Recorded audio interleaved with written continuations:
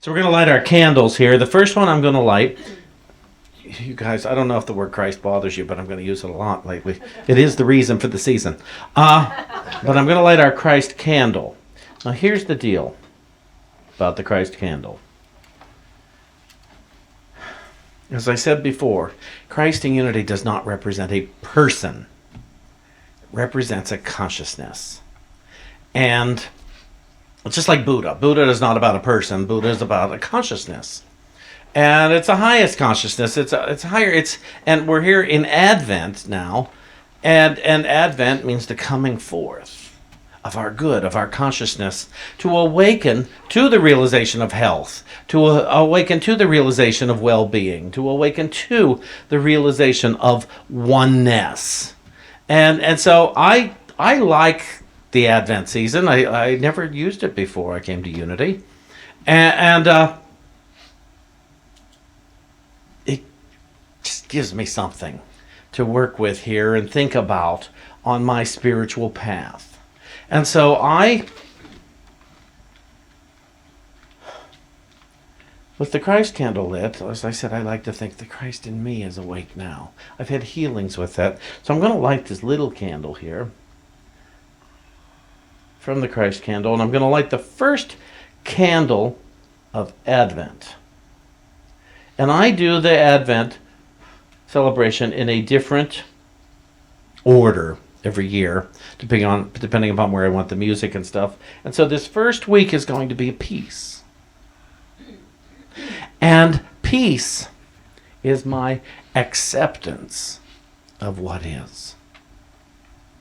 Peace, I like to affirm, is my acceptance of what is. Could we say that together? Peace is my acceptance of what is. That's great. That's great. Now let me get my beautifully decorated podium. Isn't it? Jingle bells. Isn't that great? Oh, it took me, you don't know how long it took me to tie that thing to that. And let me get my notes. Because just in case there's anything I could possibly have forgotten, I don't want to. Now, the metaphysical meaning of peace. Tranquility, harmony, derived from awareness of the Christ consciousness. Peace I leave with you, peace I give you. Steadfast affirmations of peace will harmonize the whole body structure and open the way to attainment of health consciousness, health conditions, mind and body, until world peace is based on the divine law of love. We hear that. Until world peace is based on the divine law of love and the law incorporated into the pact of peace as well as into the minds of those who sign the pact, there will be no permanent peace. Peace is not the end of war. Peace is what ends wars.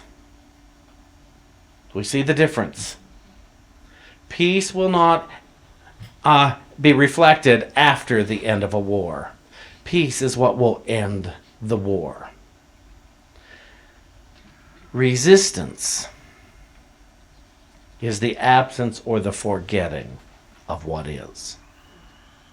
Forgetting the good that is within me. And we need to pay attention to that. Resistance is what prevents peace from demonstrating in my life. It's all those stories I tell myself throughout the day. I get up in the morning and I look in the mirror and say, oh, I wish I was thinner. Well, that's resistance to the beauty and magnificence that I am already. But it is resistance. And so if I look in the mirror and I say, oh, there's something wrong with me, that's resistance to my God self or to my life self or my love self. That's what when Reyesa got up here and said, hi God, what she's taking that from is a class I taught years ago and a practice where look in the mirror in the morning and say, hi God. You have to smile. You have to smile when you look in the mirror and say, hi God. You know, who can go, hi God? Nobody. You can't do that. And I know some people feel that's sacrilegious to call yourself God. But why? I'm a beloved God being. G-O-D. God represents love. It's not that God is a person. Thank goodness it's not an old man when I'm looking in the mirror. It's an energy. It is. God just is. We made up the word to give us some common languaging when we talk to each other. The problem is your definition of God is going to be different than my definition of God.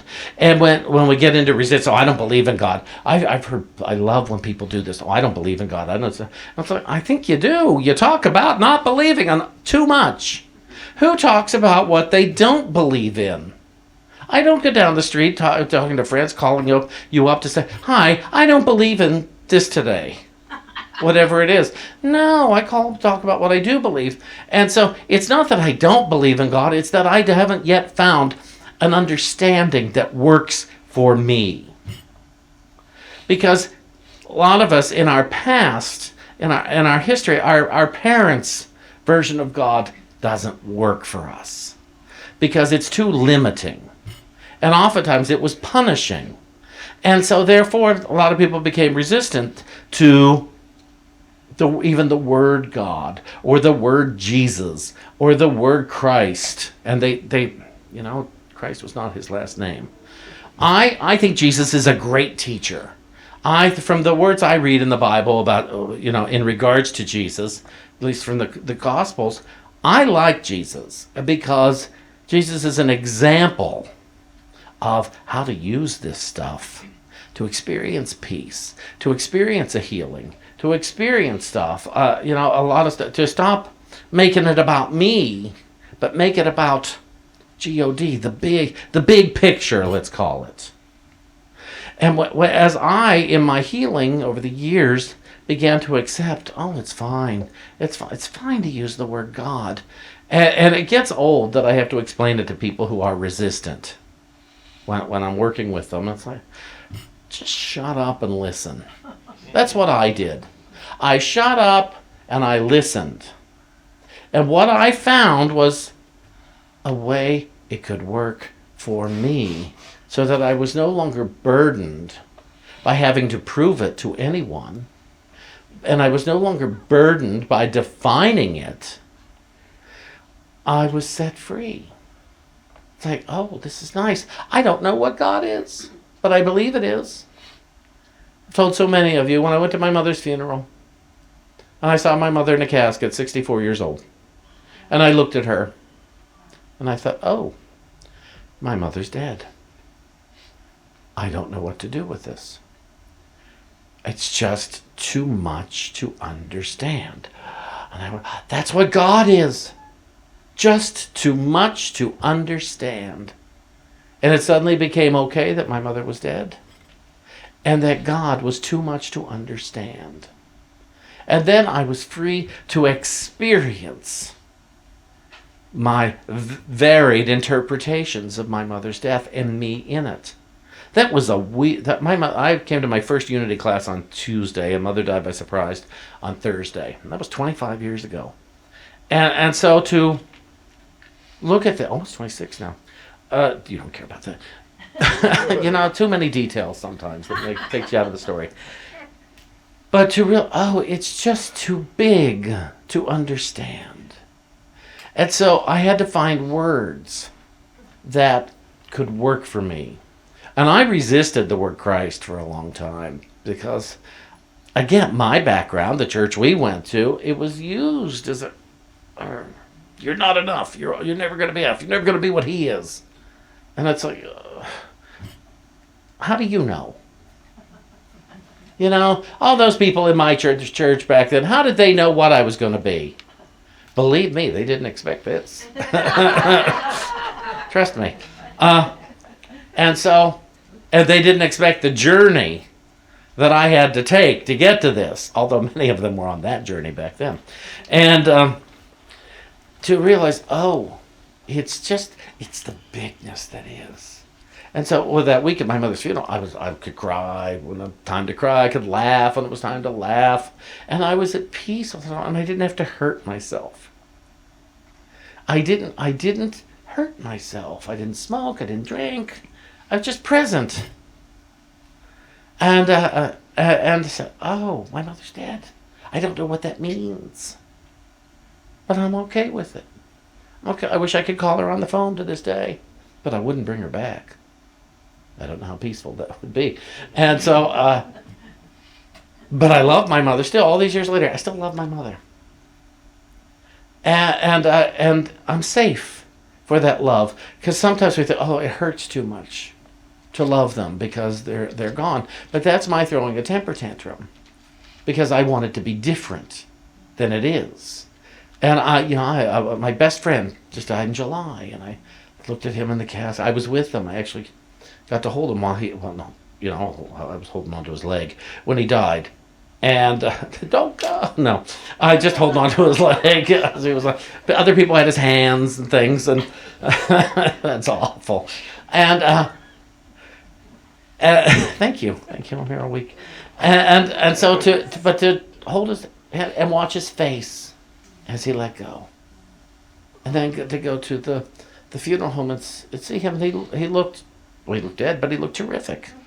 They did a beautiful job there, and so I let my friend go because this was the next phase of life. It was the next phase of our friendship, and how selfish it would be if I didn't release him. So what I looked is, how can I know God better through this experience? How can I know life better through this experience? How can I know what I call spirit and principle better through this experience? How can I know what is? And what gets so frustrating for us is, what is doesn't have words. What is just is. And to be in the isness. Oh, I like that. I'm in the business of the isness in my job. Oh, I like it. I hope I remember that. I'm in the business of the isness. But the isness of it all is like, oh, it doesn't have words. And if I can become okay with that, then I'm at peace. I see people get agitated and frustrated in the world, and clearly the news is telling us people are so resistant to the world. They're out killing each other now. They're going to the malls to kill people, going to the schools to kill people. They're going to in politics, it's all about hate anymore. It's not about trying to make a better world. It's about winning rather than being, because there's so much resistance, there's so much disenfranchisement. But it takes each of us as individuals not to change them, but to shift myself so that I can become the leader of peace, the leader of joy. And that doesn't mean I can't have a temper tantrum sometimes, but my temper tantrums are no longer allowed to be inflicted upon you. My temper tantrums are no longer allowed to be inflicted upon the world I see. They're to be observed and felt. That's what feelings are for, by the way, is to be felt. And so I can realize, oh, I'm in a body. I have sensations, I have feelings, and sometimes my thoughts get screwy. And I start to think, I wish it were like this, to it should be like this. Well, if it should be, why isn't it? I can't go out blaming you for why it isn't. I have to look, am I leading the way into peace? Am I leading the way into joy? Am I loving those who have forgotten that they are divine beings? Funny, in 12-step recovery, there's all this talk of defects of character. And to me, we only have one defect. We don't have a whole list of defects. We have a long list of symptoms, but there is only one defect, and that's my unwillingness to accept my divinity. It's my unwillingness to accept my light by telling myself I'm stupid, by telling myself I'm a fool, by telling myself this world is a bad place. And when that happens, I become a liar and a thief and whatever else, selfish, self-centered, in the extreme. I don't have to do that anymore. If I can realize, oh, okay, I got stuff, but my divinity is here, and it is present, and no one can take it from me. I can forget about it, but no one can take it from me. And in my divinity, I'm not out to win because I'm not in competition. In my divinity, it's not personal. In my divinity, life is good, and I am good in it. First time I came to Unity, the first at real time, the minister let me know that day that I was good. And he was talking about all those abominations to God and man. Leviticus, it's a charming book in the Bible. And but I found out I'm not one of them. The minister let me know that day through laughter, through fun, and the reminder that was about a culture. A lot of that was about a culture in the Bible, not about mankind for the rest of all time. The fact that I'm a gay man who eats shrimp and mixes fabrics. Is that to make me an abomination for all eternity? How ridiculous. How silly. And I used to be silly, thinking that was true, until I came to Unity. And it's not meant to be an ad for Unity, but that's where it happened. When I had suspected all this, but it was nice to hear it confirmed from the pulpit. I hope it's nice for you to hear it today. We are inherently good beings. And even the people I fear the most, the people I complain about the most, the people I criticize the most, they too are divine beings. And really, wouldn't the world be a better place if we reminded these divine beings that they are divine beings in one way or another? I wouldn't shove it in their face. You're a divine being! Stop it! But to remember, to have the thoughts, because our thoughts are so powerful. And to realize, okay, I've judged. And if I keep judging, I'm going to make my world a rougher place. A more dangerous place. Because I'm going to maintain the confusion. And I don't want to do that. You know, many churches, and we're going to do it today, the final sing-along is, let there be peace on earth. And let it begin with who? Amen. Exactly. That is a prayer. That is not an indication that the service is over. A lot of people take it, oh good, the service is over, the peace song is playing. No, it's a prayer. It's a final reminder prayer. Today when we do it, let there be peace. And Charles Fillmore, Unity's co-founder, when he sings that, let there be peace in earth, the body being the earth, and let it begin with me. And he did the Lord's Prayer, our Father, which art in heaven, hallowed be thy name, thy will is done, thy kingdom come, thy will is done in earth as it is in heaven. Now earth being the body, heaven being the highest mind within us, not a place up there, but in earth, in heaven. And so to realize that what it all comes down to is my interpretation. So if I'd like to go through the rest of my day, and I hope I remember, oh, there is divinity in me. I accept my divine self. I don't know what it means, but in my acceptance of it, I'm going to make new choices. I'm going to say new words. I'm not going to care if a phone goes off in the service. I never do, actually. Can I get up here and talk about this and yell at somebody because their phone went off? No. I come to my divine self. So I encourage you, as you go through today and all the upcoming days, to ask, am I expressing my willingness or my resistance?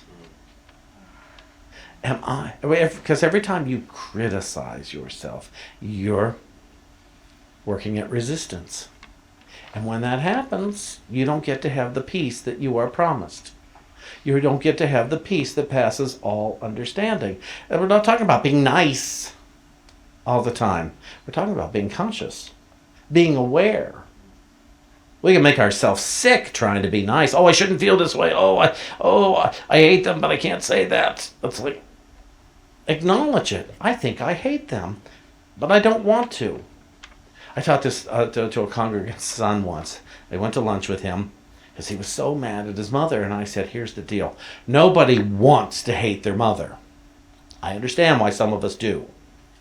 But nobody wants to hate our mother. Because I used to think I hated my mother. The truth is I loved my mother. I just didn't know what to do with who she behaved as. I was a child, and it's like, oh, here's this monster coming at me. And I realized, as I got older, I want to love my mother. So I made a choice to, and I walked into her house one Christmas when I went home, and I hugged her. And she melted, and she loved it. And from then on, she became a great mother to me. See, I changed my mind. And then my brother one time said to me, you keep saying she's changed. I don't see it. I said, you're right. I don't know if she has changed, but I have. So she's different to me than she is to you. And he went, It never got peaceful between them because he didn't change. But we have the choice. Love thy enemies, we're told. What's our biggest enemy? Our thoughts. Some days, not the people, but our thinking about the people. And so, one people at a time. Let's see if we can bring about peace. One people at a time. Let it start with this people. And then go out into the world we perceive. Not the world we see, but the world we perceive. I'm going to read one thing here. Our choir's going to sing. Hope I didn't break that surprise.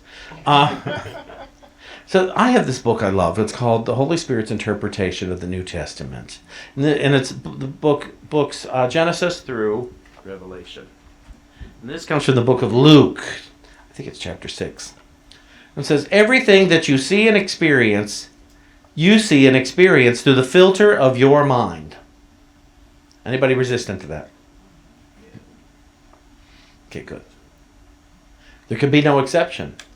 This is always true. This is why you can see or experience something in one way and have one opinion or belief about it, and another one can seem to see or experience it in another way and have another opinion or belief. All of this seeing is occurring through the ego mind, which does not see at all. It interprets. My ego interprets. It doesn't see. And so it doesn't mean, don't get me wrong, don't hate your ego. We just need to come from a superconscious place instead of the egoic place. However, the ego mind is itself a seeming split apart from the Christ mind, which is one. Since the ego mind is a split or fraction, its perspective or viewpoint is not whole. Since it is not whole, it is not knowledge, which is why it interprets. But the ego mind is not aware that it interprets. It believes it knows. Have you ever been one of those people? You knew you were right, but you also knew you were so wrong. You just knew you were right, and yet you were wrong. Years ago, when we had a place in Florida, we had to send something back that was delivered broken, and we had to get to the airport, and I had to get to Waffle House before the airport, and so I was in a hurry, and David was saying, "Well, let's get down to the front desk. They'll have tape," and I said, "No, they won't." And he thought he'd pull this new thought crap on me and say, "Is it possible that they could have tape?" And I said, "No."